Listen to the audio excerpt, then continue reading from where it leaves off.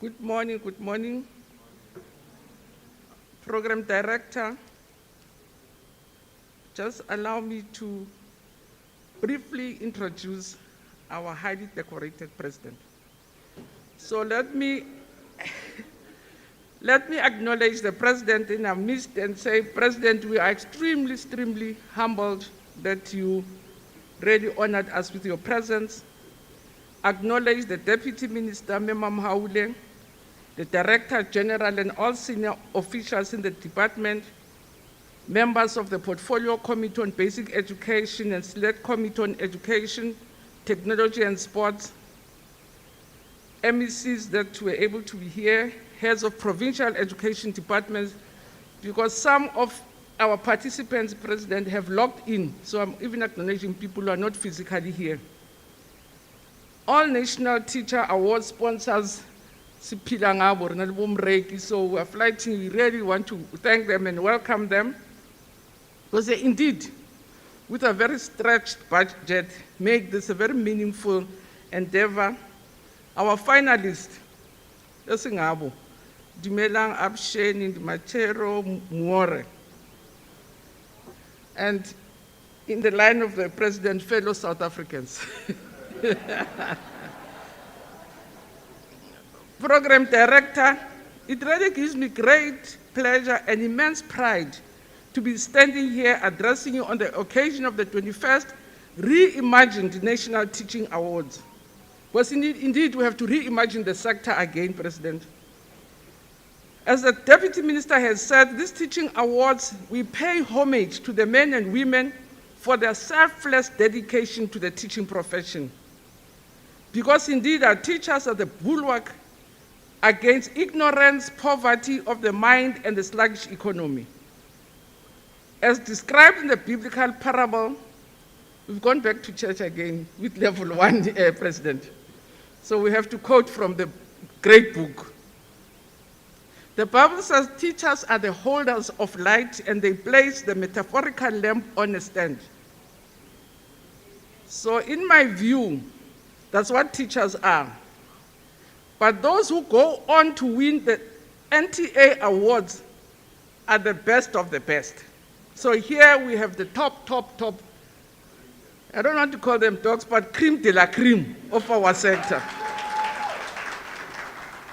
Because they go an extra mile searching for the lamp left negligible under the tables and bring them forth to light the room up. Because education benefits society. It is not a self-serving institution that exists for very nebulous purposes. In the words of eminent African leader Julius Nyerere, he said, education is not a way to escape poverty. Education is a way of fighting poverty. But as a sector, we say, education is not only to prepare you for life, it is life itself. That's what education is. Thus, our teachers are the vital cog in the nation's endeavor to build a lasting democracy, fight disease, fight poverty, and reverse the current economic inertia. Mr. President, through these awards, we seek to honor men and women of fortitude, the trailblazers in the teaching pedagogies and building of our nation. It really pleases me that even our winners here go on to win at an international level. As South Africa, we have presented teachers who win at the AU level, but also at the international platform. So we want to thank all our teachers for staying the course amidst the binding constraints, including the devastation of COVID-19 pandemic. But indeed, we've been completely hemorrhaging from COVID-19. President, it is our teachers who lead our efforts to reboot the system. Because we have to reboot the system. COVID-19 has brought sluggishness. DG, from Monday, we're on level 1. There's no reason why we do rotational. Everybody back to the office. I'll be in the office from Friday. Steve, I'm in the office the whole day. So let's go back to the office. Teachers have been back to class. All of us, as we are it is our teachers who are going to help us build back better, because we do need to build back better.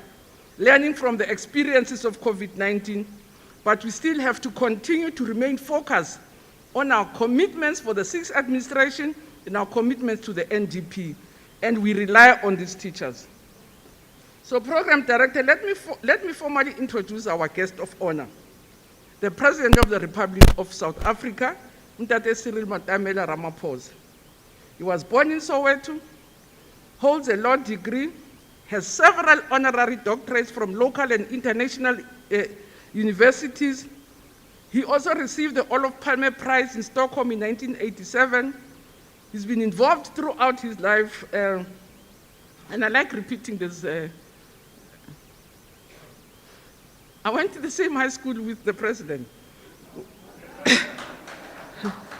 And I know him, he was a leader of the Students' Christian Movement.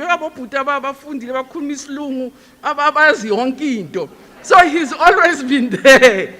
So I see we count his life when he was at the university, but some of us witnessed him as a leader even as a student during his time at high school. So he's always been there. Studied at TEFLOP in 1974 when we arrived at university. So I also went to the same university. When we arrived, they had already been expelled for 1974 for any more rallies. So he's always been that trailblazer. In 76, the president also was in prison during the student uprisings. And the story his office is not telling, so I can tell teachers. He even tried a hand in our sector. He once became a private teacher, I'm told, at Maurice Isaacson during his young days. He's the first General Secretary of the National Union Mine Workers. He was elected in 1991 after the unbanning of the ANC. He was the first Secretary of the ANC, Secretary General of the country. When we went for negotiations, the ANC elected him to lead the negotiations team. They further on, in 1994, he was elected chairperson of the Constitutional Assembly, which wrote our constitution, our new democratic, for the new